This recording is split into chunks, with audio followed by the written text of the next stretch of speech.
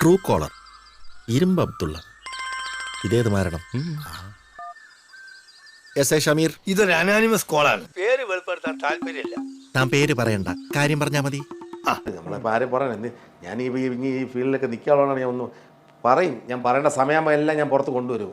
ഇവിടെ ആരൊക്കെ വേല കാണിച്ചിട്ടുണ്ടോ, എന്തൊക്കെ ചെയ്തിട്ടുണ്ടോ, എത്ര സംവിധായകന്മാർ എന്തൊക്കെ വൃത്തിയോട് കാണിച്ചിട്ടുണ്ടോ, എത്ര നടന്മാർ കാണിച്ചിട്ടുണ്ടോ, ഞാൻ പുറത്ത് കൊണ്ടുവന്നിരിക്കും.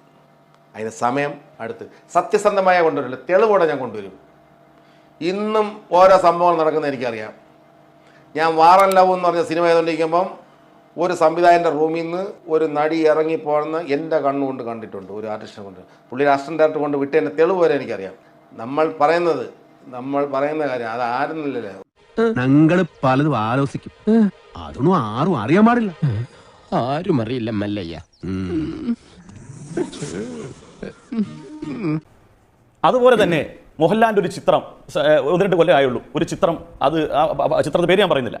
ആ ചിത്രം കഴിഞ്ഞതിന് ശേഷം നടന്ന കൊലക്കൊക്കെ നിങ്ങളുടെ ഏഷ്യാനെറ്റ് ന്യൂസ് അടക്കമുള്ള വാർത്താ ചാനൽ വന്നത് ദൃശ്യം മോഡൽ കൊലപാതകമെന്നാണ്. എനിക്ക് ചില കാര്യങ്ങൾ പറയാനുണ്ട് നിന്നോട്. അതിപ്പോ പറയാൻ കഴിയില്ല. വരട്ടെ.